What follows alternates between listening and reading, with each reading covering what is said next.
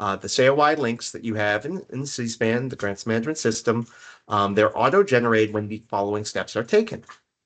First off, of course, COI consent must be confirmed within your youth participant profiles for those youth whose parents have confirmed consent. And then that profile must be submitted, enrolled in an activity or several activities, depending on the model of your program, and at least one date of attendance is submitted for that youth participant. From there, you'll have these links auto-generated into that left panel of CitySpan, where you'll see that COI page there.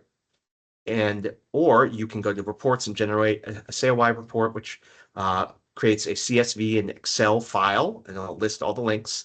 Some questions will come up, say, oh, well, these youth completed the survey earlier in the school year, and it looks like it's the same link, the same URL. That is okay. They can utilize the same link. When they create a new survey, the link will update. So it will not be like they're completing the previous survey. So just to reiterate that point, anyone is curious and wants to know a little more, and you can also reach out to your grants management specialist for further clarification. And some reminders as we are closing out the school year. Please confirm that all your active youth profiles are completed, submitted, and enrolled in activities in C-SPAN, and that attendance should be submitted for all enrolled youth on a weekly basis, unless you have a arrangement with your grants management specialist. And then as youth stop attending the program, you will want to drop them from enrollment. And then if they do return, you can re-enroll those youth participant profiles. And then, of course, making sure that their address is accurate. And as we've discussed, in previous office hours, as well as your grants management specialists have probably reiterated to you, it is essential to ensure that they are represented accurately in terms of the demographics. For FERPA consent, uploading FERPA consent forms can help verify demographic academic data, as the OST office has been working actively with OSSI and DCPS to attain data for academics and demographics. And you'll see that data demonstrated in progress reports. Sorry, I'm hearing a little echo. We can make sure we are on mute. Needless to say, as you will notice in your progress report, you'll see the demographic compliance, and that is determined by those youth with FERPA consent. It is further ushered along if there are universal student ID numbers and LEA fields from your local education agency. So as we reach towards the fourth quarter of the school program period, please prioritize, if possible, acquiring those universal student ID numbers and local education agency numbers from partner schools and or the families served by your programs. And for older youth, quite often you can check in with them. These numbers often appear on the report cards and transcripts, as well as their Aspen portals and other portals they utilize. And then to ensure that there's accurate data being matched, uploading those FERPA consent forms to those individual youth participant profiles with confirmed FERPA consent will help ensure you have a greater rate of matching data. And then the address is critical. We know that sometimes parents will give different addresses to a school, to a provider. So you really want to attain the address that's being provided to the school and that OSSI has on file. And then for some background check updates, for programs that plan to operate at DCPS summer sites or that currently operate at DC Public Schools, please ensure that all your frontline staff complete the DCPS clearance process if their clearances are not current for the summer or their clearances are due to expire. And then you want to engage the contractor application within this link. The deck will be shared out, and I apologize that highlight looks a little awkward there. We'll definitely adjust that. But needless to say, you do need to utilize the DCPS clearance process if you operate in DC Public Schools, because it's an essential component of their partnership process. And we want to see that you have sustainable, ongoing partnerships, and not utilizing their clearance process can jeopardize your partnership. An additional update. So DC MPD clearances are no longer required by the OST office as of summer FY25. So the following clearances are still required: FBI and NSO. If you seek to engage the OST subsidized process, you are welcome to email backgroundcheck.learn24dc.gov and provide the following information: the full name of staff that need a clearance or volunteers, as well as the email address for that individual, and of course, the name of your organization. So that's just a very exciting update. We know that there are often challenges for folks who might go through third-party providers, and they might have to send their staff to the MPD office on Indiana Avenue. And we know their process changed in the pandemic, where previously you could just go to the MPD office and submit fingerprints. Now you have to schedule an appointment, which can take a lot of time, and it takes a lot of time to get that clearance back. And being that FBI provides a very comprehensive criminal history screening, a lot of deliberation has taken place throughout DC government, and we have honored these two clearances, which should represent adequate clearance history. And now we're going to shift gears to a partnership overview. And I am going to stop sharing screens and allow our guest, is Abby Cohen, on with us today?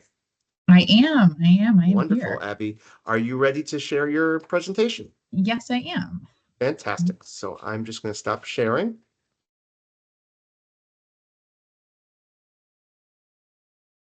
There we go. And it's, You all see the deck? yes, indeed. Okay, perfect. Before I dive in, hi everyone, I'm Abby Kahn. I'm the manager of partner engagement at DCPS. I want to thank Mark for the invitation to join here today. Appreciate the plug on the clearance process. I know there's a lot of different requirements, so happy to be here to answer questions. Can I get a thumbs up from folks who already have a MOA with DCPS? Just trying to get a sense of or you can do a virtual thumbs up for folks that aren't on camera. Okay, so not a ton of people. So I'm not going to go into a lot of detail, but if you have additional questions, I'll drop my email in the chat as well. I'm going to just talk through some of the high-level requirements for being a DCPS partner. My team, the partnerships team at DCPS, manages a particular type of provider called a school program provider. So that's really any external organization that's working with our students 3 or more times a year and is not a health or mental health provider. So anybody who's doing more clinical services would work with those program teams at central services. Just because of the sensitive nature of those programs, they have a different vetting process. So these are everybody who's probably on this call today. A lot of our after school providers, folks providing tutoring and mentoring, pushing in during the school day to support with instruction. We are not talking about vendors or anyone who's, working on sort of one-time volunteer or field trip opportunities. So these are the high-level requirements that need to be in place before you can begin providing services with DCPS. So the first step is going to be to register with us. Then you identify a school or a central services team that you want to partner with. You'll work together to get a formal partnership agreement. As Mark's already mentioned, then we do ask that you go through the DCPS clearance process, all your staff and volunteers. If you are a program that operates outside of typical school hours, so you're offering before or after school programming, operating during the summer, you'll also need a building use agreement with the Department of General Services. And then if you are providing services free of charge to DCPS, annually we'll ask you to do a donation agreement, which is a very straightforward process, just so we can document the value of the in-kind services you all generously provide to our students and schools. So I'm going to go through each of these steps. I will not read everything on the page. I'll share resources at the end, but just so you have a sense of what goes into doing all of those things. Registration is basically creating a profile in our partnerships database. This is how we track our programs, what schools they're working with, what grades they serve, and schools have access to our database. So schools sort of utilize like a catalog when they're looking for different providers. They can search by keywords that you have tagged your program with, so that when they're looking for a new after-school STEM program, they can see all the organizations who are partnering with DCPS that provide those services. So after your registration has been approved, you'll work to identify a school or central services team that you're going to partner with more directly. And then we'll get going on your partnership agreement. So most of the organizations that we work with are not charging DCPS, so you're going to get a memorandum of agreement. This must be signed by the chancellor. A school is not allowed to sign anything. So if you have a process that asks schools to sign any sort of agreement, I would just ask that you share that document with us, and our legal team can take a look. It's totally acceptable when partners want sort of like a roles and responsibilities type document, but we just need to make sure that there's nothing about data or money or getting into legal language. So we just ask that you let us know before reaching out to a school to sign anything. The MOA also includes an insurance check for our OST partners. That process moves pretty quickly because you have just gone through that process as part of your grant agreement. And so when we send the information that you share with us as part of the MOA process to the DC Office of Risk Management, we let them know that you are a grantee, and we just ask that you send us the email confirmation you received from the OST office saying that your insurance has been deemed compliant, and usually we get that turned around pretty quickly. So while it typically takes 90 days to get an MOA in place, as a Learn 24 grantee, that process does go much more quickly. Our MOAs are also good for 5 years, and they are not school specific. So once you have the MOA, you can work with any school at DCPS as long as they want to partner with you. So it is a little bit time intensive on the front end, but we've made it as flexible as possible so that once you have that agreement, you are able to work with any schools within the district. Just if you are curious about the status of your MOA, you can see that in your profile in the database. And if you do have a purchase order with or a contract with a school, you can see the status of those agreements in the DC vendor portal. Clearances. So we do require everyone to go through the DCPS clearance process. Even if you're working with students virtually, that is still a requirement.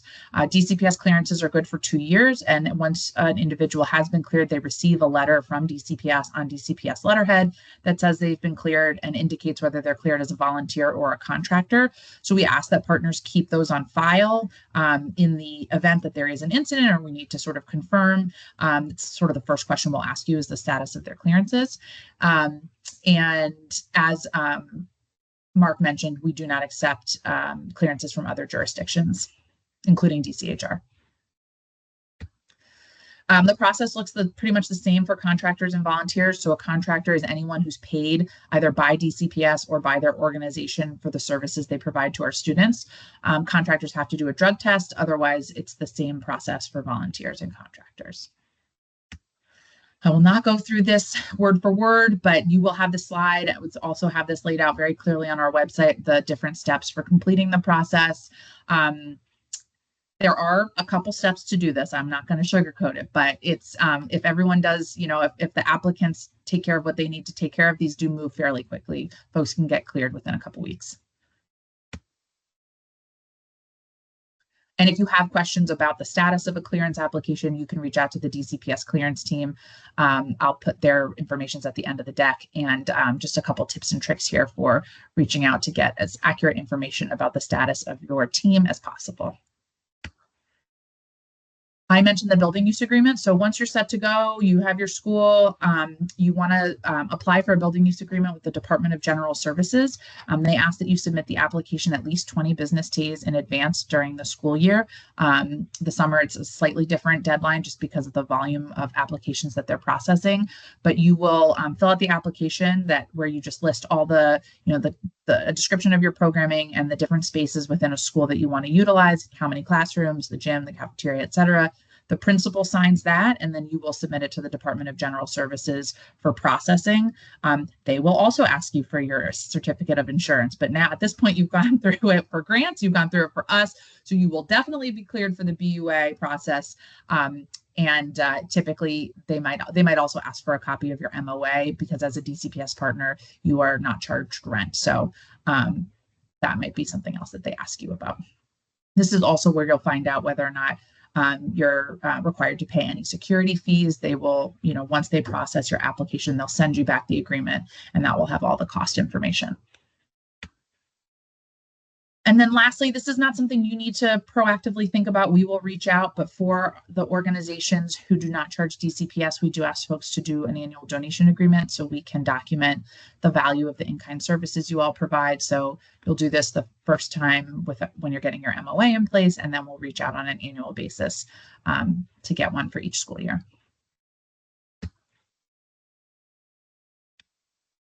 So 6 very easy steps to becoming a DCPS partner. We've listed them all here. We'll be sharing this deck. Feel free to take a screenshot. This table shows you the different steps, when it's required, how often it's renewed, a relevant resource, usually like a detailed step-by-step guide, and then the correct point of contact here at DCPS Central Services if you have additional questions. Also, we'll link several important resources for you all, including our website and our database. Our school partnership toolkit is also a really useful resource if you're building a new relationship with a school or you sort of want to reboot the relationship. They are five one-page topic guides that focus on some of the main pain points that we hear from partners when it comes to working with schools, sharing space, setting goals, communication norms, things like that. And with that, that is all of our contact information. You are always welcome to reach out. We know it's a lot to manage, particularly when you're engaging with different agencies across the city. We all have our own requirements, so please don't hesitate to reach out. Happy to meet with teams individually, answer questions, whatever is most helpful. Abby, thank you so much. We do have questions in the chat from Summer from One World Education. First, she Yes. asked if you were able to go back to that page you mentioned for the screenshot. I think it included the 6 steps. Thank you so much. Yep. And then Summer's question was, is it okay to move forward with the MOA process before they are secure at a school? Yes, it is. We've been thinking about that piece in particular, but yes, I think it's totally fine to start the process. It is sometimes a value add to a school if you approach them and say, I already have the MOA. So yes, that's definitely fine. Thank you for confirming. And if you don't mind, if you would like to go back to that page with all the email addresses and all the information of the final page. Of course. Thank you. I can also put it in the chat too if you have any questions you want to email me about. Wonderful. Yes. We'll definitely share the deck.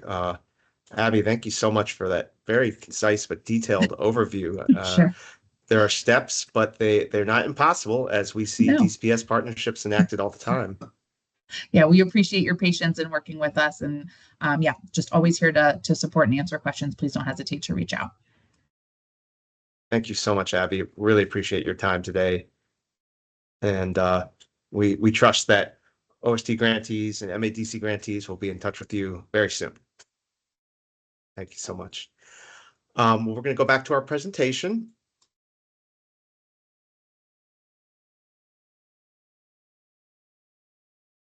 Okay, I'm going to shift gears. And one thing, Abby we didn't discuss very briefly, as I know that the May 2nd date has passed, but the DCPS does offer summer meals, and that initially there was an opt-out, but summer meals are provided to all youth at the summer sites. Is that correct?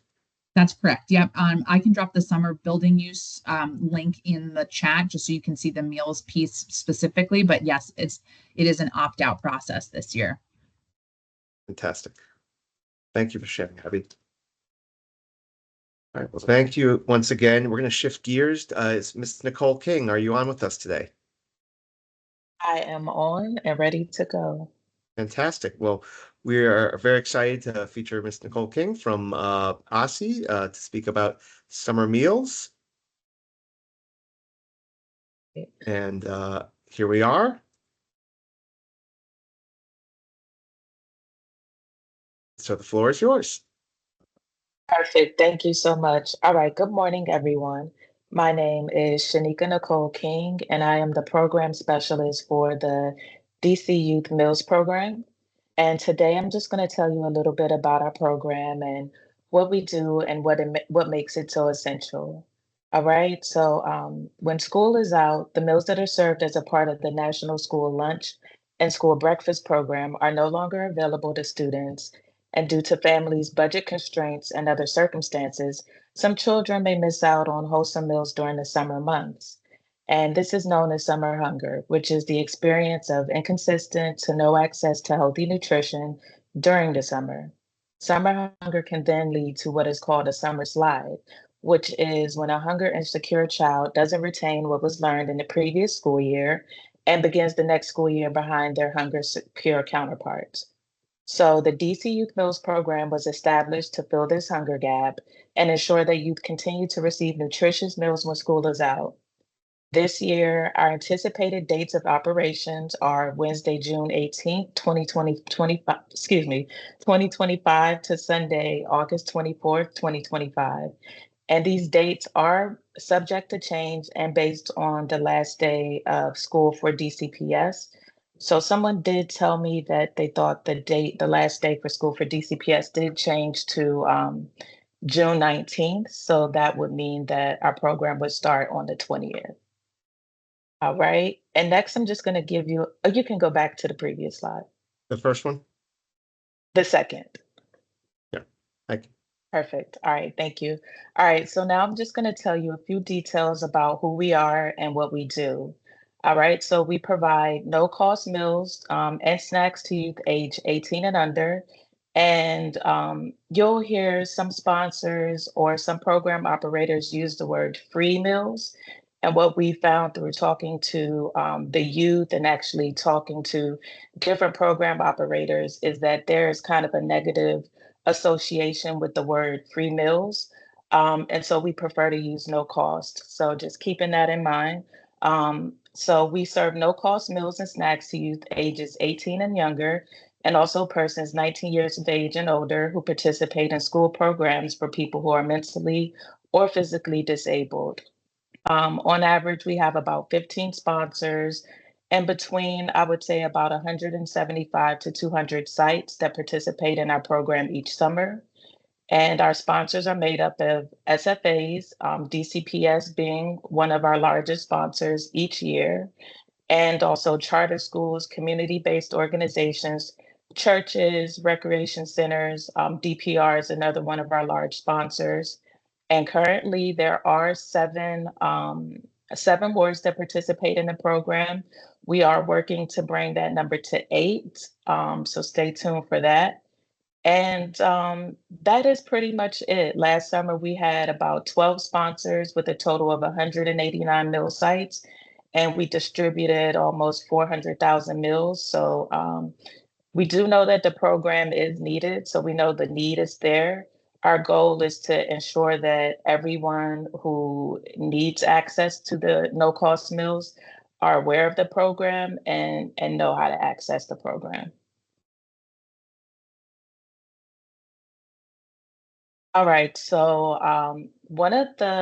excuse me, program requirements and program access. All right, so there's no ID required to receive a summer meal. And this is one of the things that makes our program so unique. There are little to no barriers. As long as the individuals are going to sites that are open, they should be able to receive a meal with no questions asked. And each summer, we also list our sites by ward on our website. And this is something we did to make the access to our locations a little easier. Before we were using the USDA Meal Site Finder app, which is a great tool. But we found that we wanted our program users to have, almost instant access to those sites. So we list them by ward. And we also do incorporate QR codes into all of our promotions. So literally, if you see any promotion, it'll have the QR code and it'll take you to the list of sites and they'll be listed there by ward. Also, alternatively, if you use the USDA Mill Site Finder app, you can enter in your zip code or you can enter in your address and it'll also pull up the closest location to you. And we do run annual ad campaigns each summer. So I don't know if you all have seen those in the past, but that is something that we are going to continue to do for easy program access. So be on the lookout for that. And if you would like to contact me directly, or if you have any questions, if you would like to know how you can help spread the word about the program, please email me. Partnerships are welcomed. And my email address is listed, shanika.king1@dc.gov. That about cover it? That covers it. Yeah. And if there are any questions, I'm welcome to answer any questions.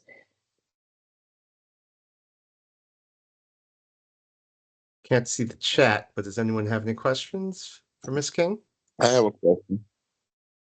Sure. I have a question.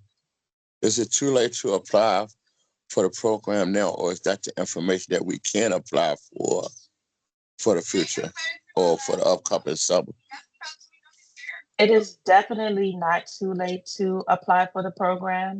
Our application cutoff is not something that's super hard, but the application cutoff date for new program sponsors is June the 15th. So there's definitely still time. And Okay.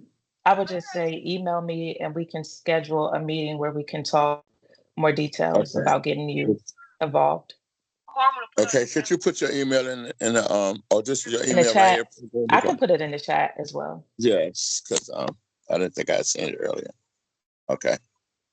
Thank you. Absolutely.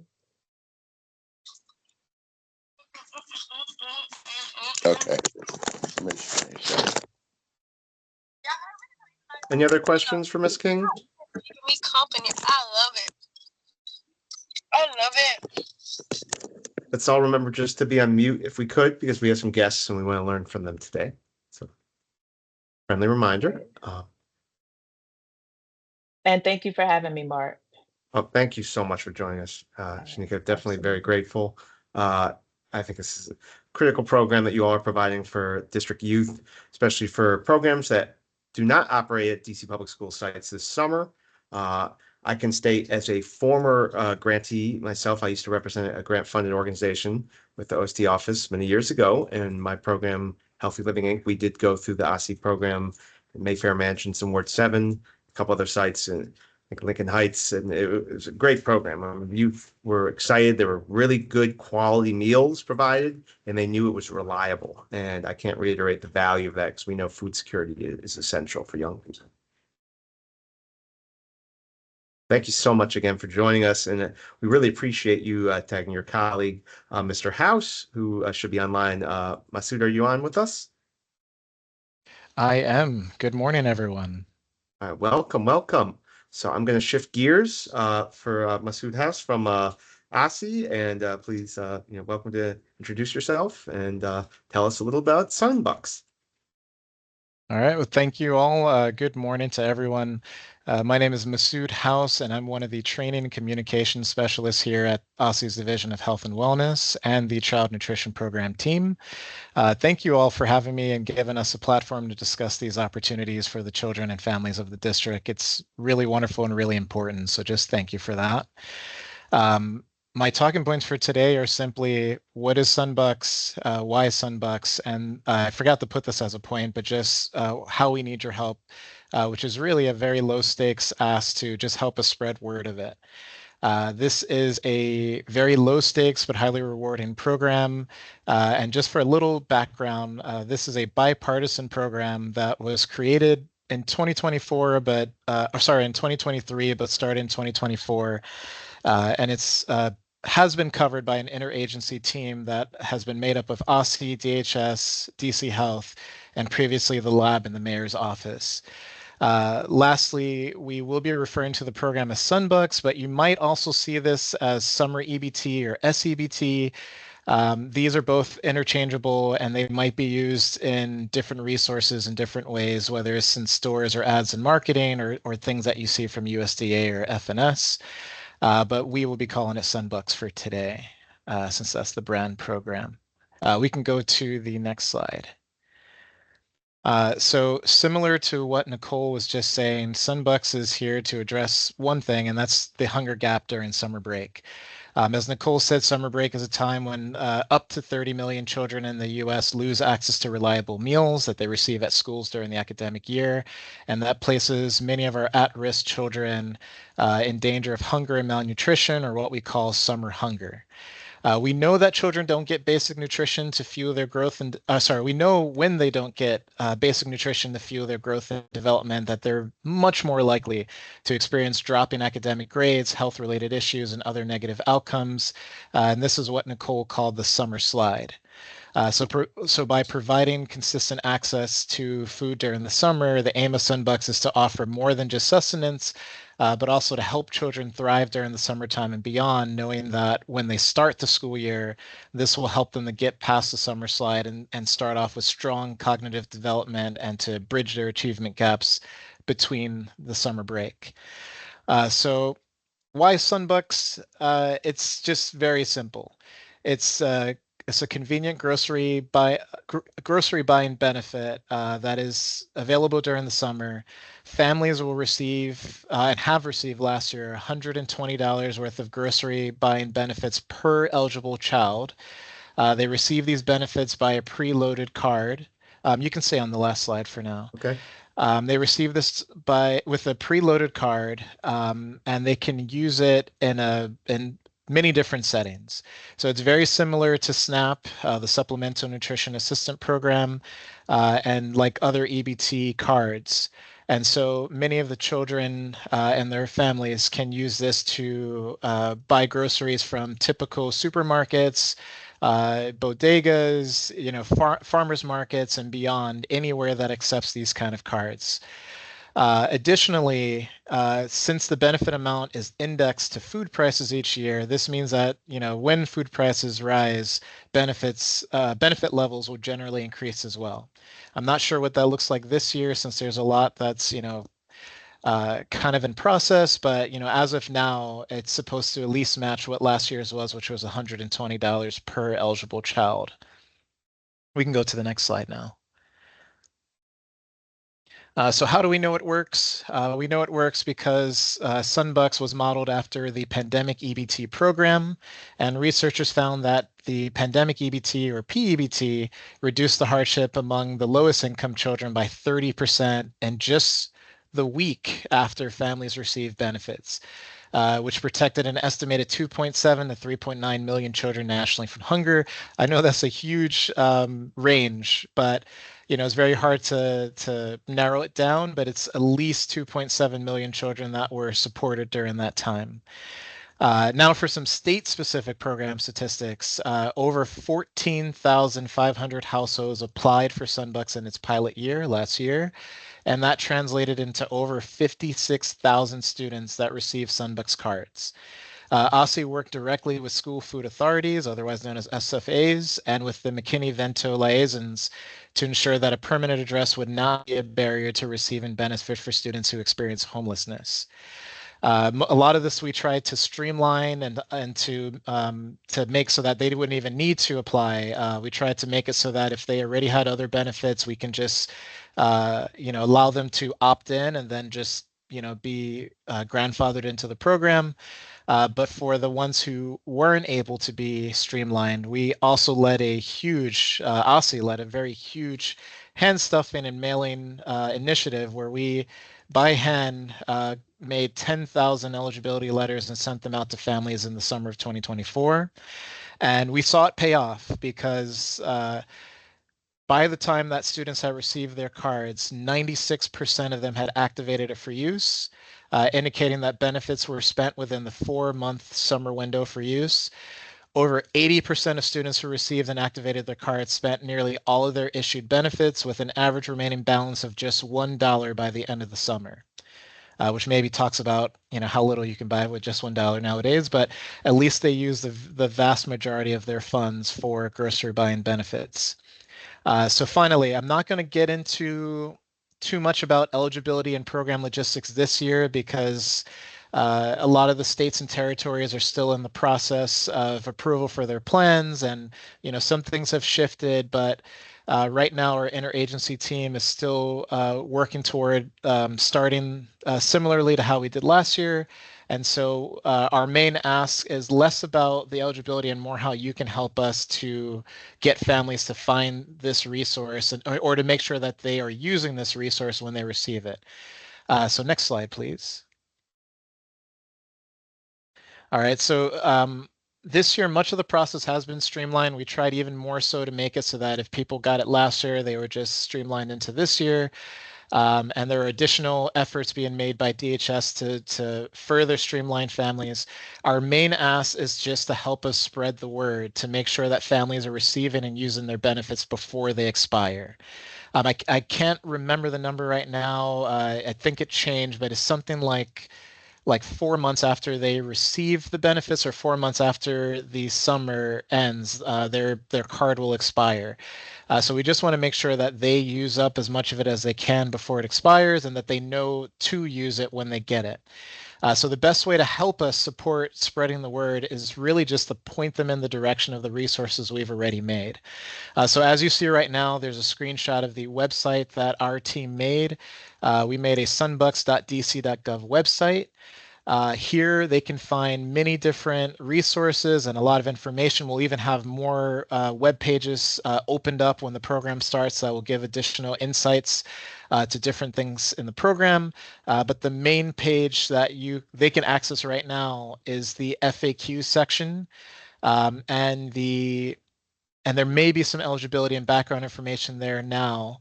We will not have a link to the application yet until we get to initiating the program, but right now the FAQ section alone has so much information that will help them get ready for the program, which again is really just making sure that they're going to receive their card. Next slide. The next thing is that we also, through the interagency team, created a outreach toolkit that is available in 7 different languages and across different forms of social media that will help us to spread the word.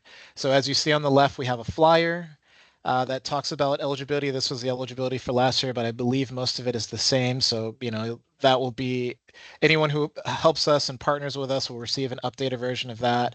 What you see on the top and right of the slide are versions of our, Instagram and Twitter and Facebook posts, LinkedIn. We have different versions of that. And the QR code is what leads families to the website. And again, the website is where they will apply or look for more information if they need to. Again, everything is just redirecting them to the website and helping them to find the information that they need. Next slide. So again, we encourage you and your communities to make use of these resources, and we will share these out soon with Mark's help. The next steps is really just promoting the program in your community. If you can put up flyers or posters of some of the things that we'll be sending out, that would be helpful. Directing families to our customer service inquiries, which we're going to have a call center at some point. That will be helpful. So if they have questions, they can find people who can direct them. The website, again, the FAQ section, the eligibility section will be important. And then the toolkits. If anyone in your organizations or in your networks, have a strong social media presence, just sharing these graphics and sharing these QR codes is just a simple thing that helps us to make sure more and more students will be getting what they need by the end of the summer. So I'm going to pause there. I'm so sorry I took up so much time. Again, thank you, Mark, and thank you all of you for giving me this platform. Any questions you have, please let me know now, and I can leave my name in the chat along with the website. All right, so the toolkits will be available on the website, and then we also will share them out as a link if we, get information to point of contacts in your organizations. All of it will be shared through Box, which is a file sharing service that will allow us to share all of the different languages, all the different graphics, all the different colors. We'll make it very easy. Thank you so much, Any other Masood. questions? Oh, sorry. Yes. Any questions for Masood in the chat? We do have another guest, so we have to be a little mindful of time, but this is a really critical program, so we wanted to make sure everyone was informed here today.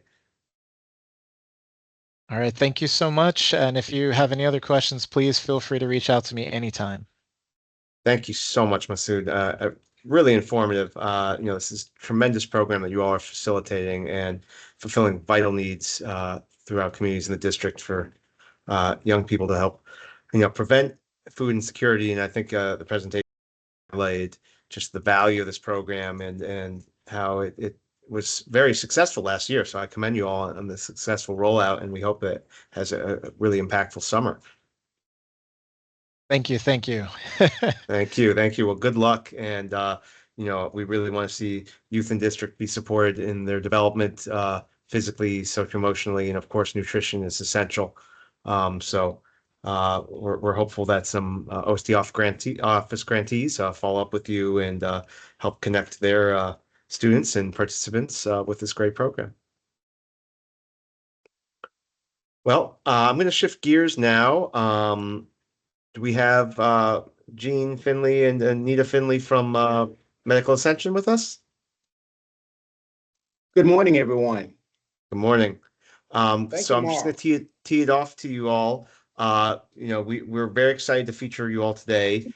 Just going to highlight some recruitment strategies, as we know that as we embark upon the summer, focusing on recruitment is essential, as a lot of young people are often without options.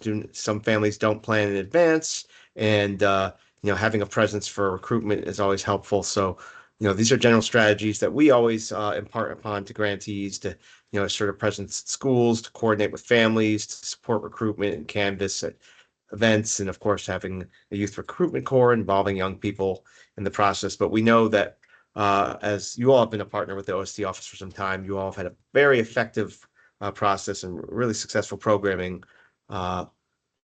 for youth in the district. And so this is a little introduction to you all for those who are unaware of Copy Recycling Center, also known as Medical Ascension. They had a great presence at a recent Summer in the City event, and they promote kind of a healthcare pipeline program and empowering community members to promote educational advancement through various opportunities, academically, health promotion, leadership growth.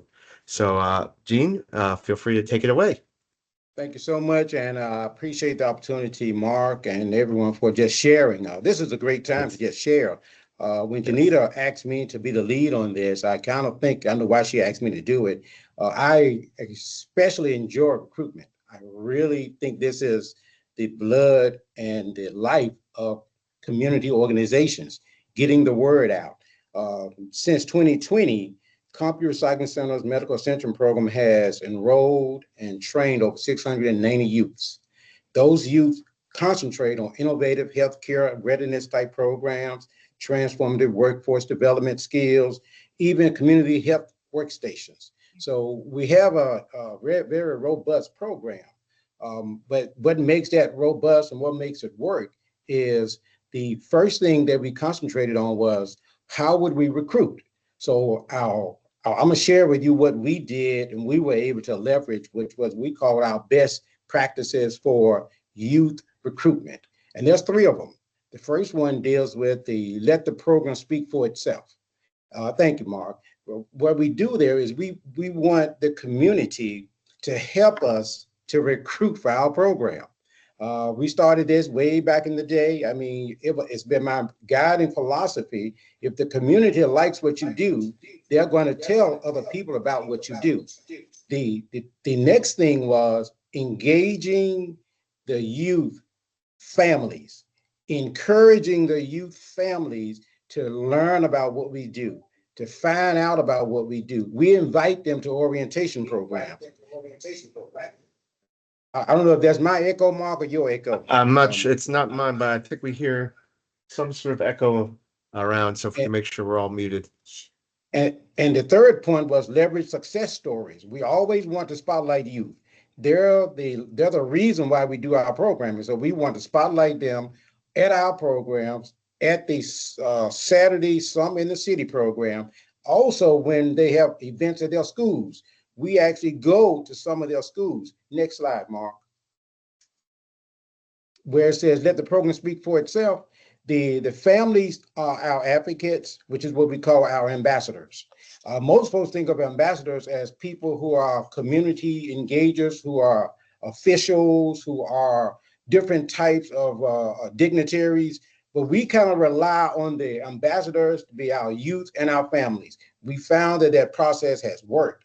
It takes a while to get them to be on board with that, because if the program is not innovative and engaging, it is difficult to get the ambassador. So first thing, just make sure that you have an innovative and engaging program.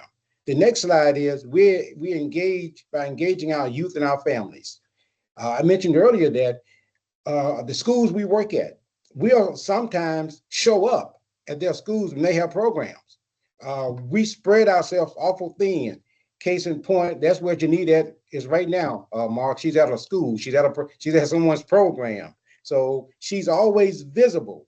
And because of that, it's easy to build relationships with schools, counselors, principals, and so forth. So engaging with the youth. And then we also move to the last point, which is leveraging success stories. I don't know how many of you have this situation that we have. We have kids that do phenomenal things. We just had an awards program, and they do incredible things. We try to gear them up for the healthcare career. We try to watch them and help them with their scholarship preparation, which is not even part of our metrics. But when they're excited about medical ascension, we try to find a coalition. So we highlight them, and we highlight those achievements at our events about them. Not only are the youth and the young people are excited, the parents are excited. That is how we concentrate on that youth recruitment piece. It's all about the youth, and it was all about the parents. I don't know how much time I got left, Mark, but I'm ready to move into the best practices of what Medical Ascension uses for forms. Now, I'm gonna tell you like this: no one likes to fill out forms. No one likes paperwork. No one likes to do it. The problem is it's a necessary evil that you have to do to have a successful program. So we came up with a way to make it a little palatable for the team. We try to consolidate all of our enrollment forms that's necessary for our youth participation into one packet. And then as team members, we take that packet and we ensure that everything is done for that one youth at one time as best we can. Case in point, next slide. Consolidating all of the medical ascension enrollment forms. Keep going, Mark. Into one packet. One where it says best practice for enrollment forms. I think it was the previous slide here. Oh, the previous slide? Yes. You want to go forward. Okay. Here you have a quote on consolidating the enrollment forms. Oh, I just don't see it on my screen. I'm sorry. Okay, okay. It's just not on my screen. Okay. So consolidating all of the medical essential enrollment forms into one packet simplifies our processes, and it increases the efficiency, how many times we have to touch that paper. Remember, if you got to touch a piece of paper more than one time, you're becoming inefficient. So we try to get all of this done at one swoop. When they begin to register, we have a packet that needs to go home with the parents. We also ask that the schools, if there's anything unique about the child, we ask for all that information then. So we try to be somewhat kind of like focused individually on each student, which puts a little burden on us, but the paperwork still falls in one packet. Example, multiple forms, and we're going to get to some of those forms that we're required to do, which includes the SAYO form and the FREPA form. We'll get to those in a second. But the better job we do on getting all the forms in one packet and getting them all completed as best we can in one session, and we have multiple sessions. So let's say we don't finish up all the forms in one session. We'll know at the next session we have some leftover forms that we do, and we'll assign them to someone to get done, and then we get the whole forms done. So when it's time to upload them, we meet our target deadline date because we make them part of our package of getting done. Completion of the forms that relate to FERPA and SAYO. Now, these are the ones that we had to work in. We had to work in because most of our parents did not understand FERPA. They just don't, we explain it, but then we started to break it down and explain to them like this. These are the forms that you consent to that allows the youth serving organizations like ours to work in partnership with the schools. So we use that kind of language so that they understand why they're signing a FERPA form. And we do that oftentimes in our orientation. And we get that done oftentimes in our orientation. We don't send it home to the kids. Sometimes the youth and the young people don't get it there. So in our orientation, we try to take care of the FERPA forms. If someone misses orientation, then we catch them up in the session and we have 2 orientations. So, and one of those orientations, we're hoping to capture all our purpose. The SAYA gives us permission and to measure the child's impact and development as it relates to the school development. So the SAYA is another consent form that we use. These forms are age specific, so we have to use them accordingly, and that's why it's such important that we have a good relationship with the schools that we work with, because oftentimes we pick up the phone. We'll say, we got this person in here and we don't have a SAYA form on them yet. Can we make sure that this gets done? And it helps us to comply with the legal and privacy requirements. It helps us to be more efficient. It's not the fun part of the job, but it's the part of the job that makes us effective and able to deliver programmatic work. That's pretty much the way we do the best practices. I don't even know if I call them best practices. I call them just good, sound business and community decisions when you're trying to, there you go, when you're trying to reach individuals that need to learn and sign up for FERPA and SIU and the SAYA consent forms. Not a real exciting topic, but it's a topic we take seriously when we're registering youth for our program. That's all we had, Mark. I can answer any question if there's any questions.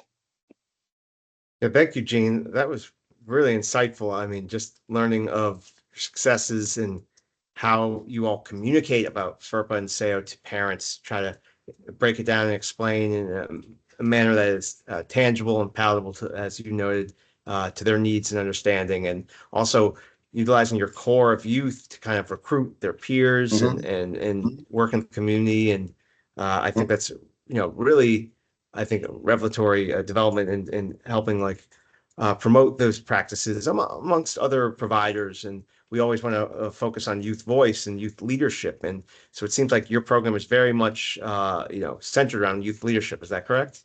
That is correct. Very much so. Does anyone have any questions for Mr. Finley today? Hi, I have a question. This is Sybil from Tutoring Cafe. The medical extension program sounds very interesting. Can you tell me a little bit about what the students get to do? Oh, wonderful. I'm so glad someone asked. Now, the pioneer for the program, Janita, I'm not going to butcher this up for her, but I'm going to say this.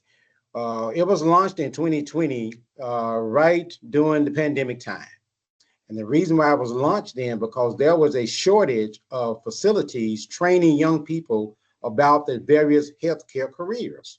It seemed like a lot of places had closed up. So she came to our team of people and said, listen, I want to open up a center that concentrates on helping kids, young people, understand the steps and understand the different types of healthcare readiness programmatic fields out there.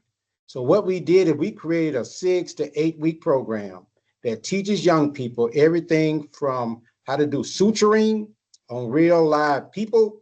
We don't use real live people. We have statues, okay? Also, it teaches them how to take blood pressure, how to teach them recognizing and handle diabetes patients. And these are young people now. Remember, these are all young people. It teaches them how to take pulses for high blood pressure.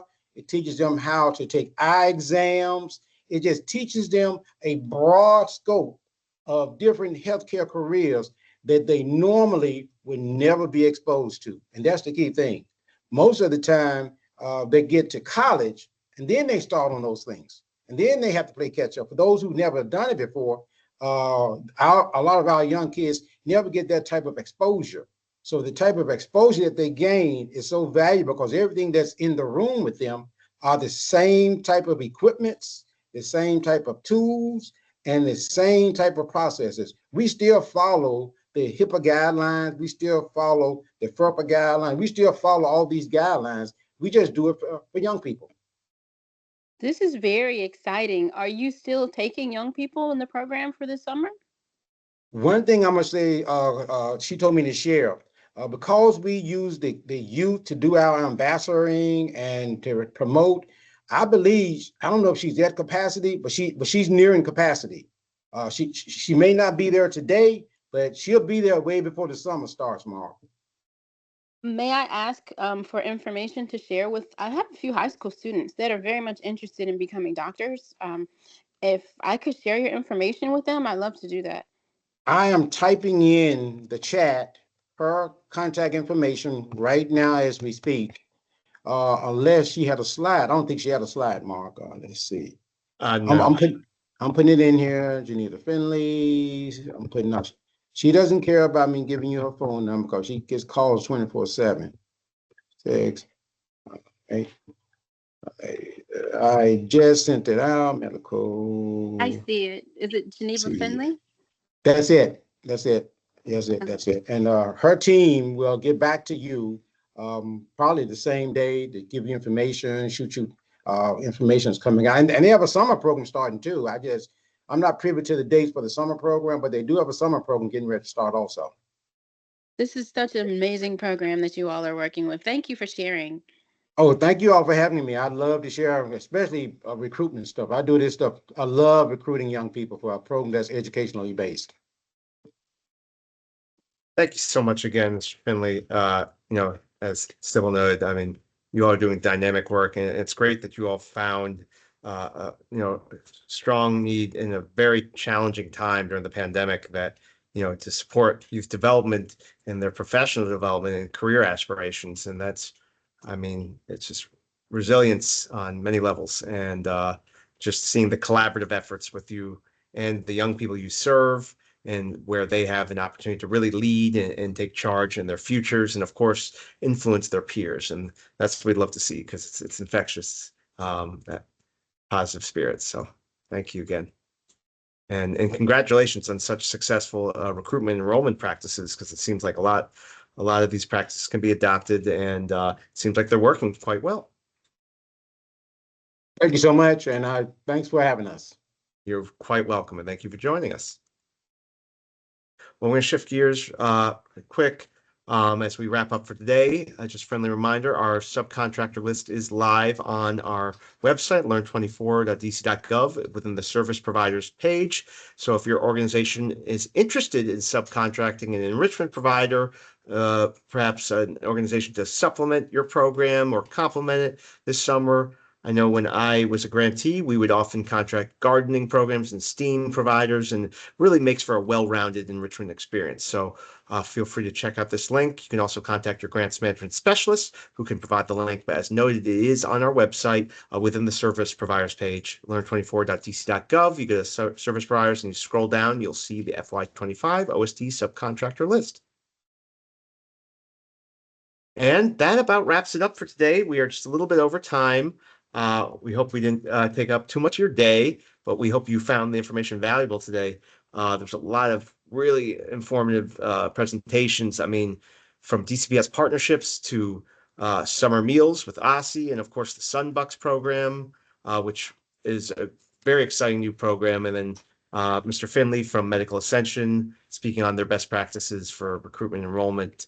So does anyone have any questions related to any of the presentations you just heard, or any questions regarding general grant related concerns or needs or issues, or positive things you want to share about success stories?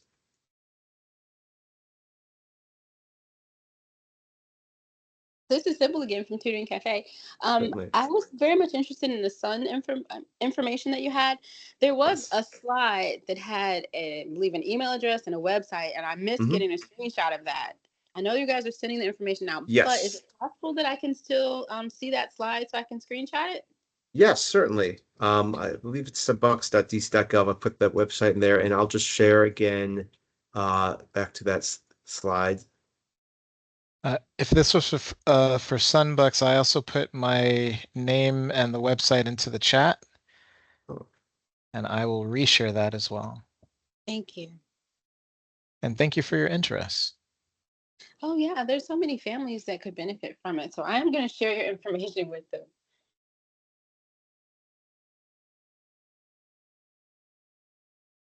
Thank you for your interest, Sybil, and hopefully get connected. And thank you for sharing. Khadija just shared the link. for our service providers with our subcontractor list, so you can review that link there. Okay. Anyone else have any questions? Yes, good afternoon, Mr. Weinberger. Good Can you hear afternoon. me? Yeah. Yes, I can hear you. And Ms. Sampson, my apologies for coming in late. I had a doctor's appointment. All right. And I'm really excited about the subcontractors list. So I missed the earlier discussion. My main question is, are we allowed to call them directly to communicate, or we have to wait on them to approach us? Yes, you can certainly contact the subcontractors listed on that page. There's a lot of phenomenal providers who expressed interest in working with other OST grantees and current partners, and you'll see a diverse array of providers there. So we definitely encourage you. They've been vetted and they are, already have a great extensive history of providing youth service. So we definitely encourage you to seek out the provider that suits the needs of the youth that you serve and would be a good complement to your program. Okay, thank you so much. I You're quite appreciate welcome. you. Quite welcome. Shannon, I don't know if you want to add to that by any chance. And no, I would reiterate, and you said this, Mark, but like, we are not in any way promoting one over the other or in the process of the selection. We're just providing it as a resource of organizations that would be interested in subcontracting. So any negotiation between one organization and another and what your requirements may be for a subcontractor is up to your organization. Okay, all is well. Thank you. Thank you, Shannon. Do we have any other questions before we wrap today? I think I see a hand up. Hey, Mark. This is Simon from Open Goal Project. Hi, Simon. Thanks so much for your time today. Certainly. I don't know if I'm ahead of things. I know things are up in the air, but I did want to just ask, since we're here, regarding timeline for potential continuations. I know it seems like it's far away, and I just look up and it's May, and then realize that summer is coming, and not sure if that'll be addressed in the coming weeks or months, but just wanted to ask that since we're all here anyway. Oh, no, right on time, Simon. It's a very valid question. Yes, FY26 continuation agreements are forthcoming. This summer, in tandem with accountability reviews, as school year program periods are wrapped up, and your grants management specialist will administer your accountability review. We will be announcing continuation agreement timelines, likely the next office hours meeting in June. Awesome. Thank you. Not a problem. Any other questions, Simon? Not on my end. Thanks. Okay, again. wonderful. Program's going well? All is well. Busy as everyone is. Fantastic. I Thank you you. guys get out soon. Yeah. Any other questions from anyone else on the line? And then we will wrap for today because we are a little over time.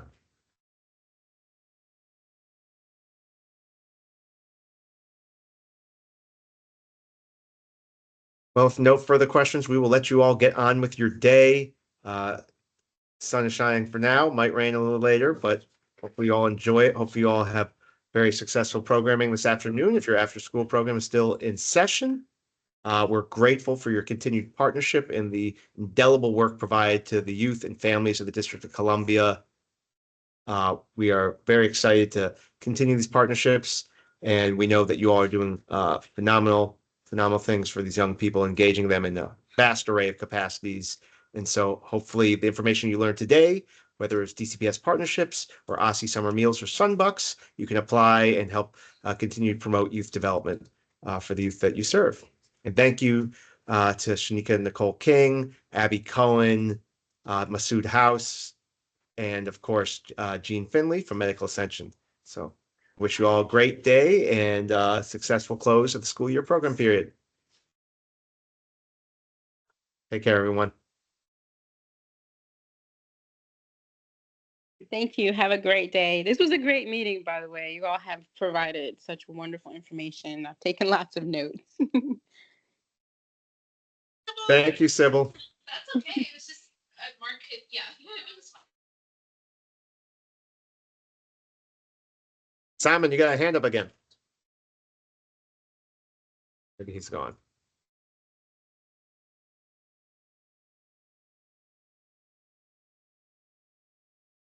Hi, Tim. Good to see you.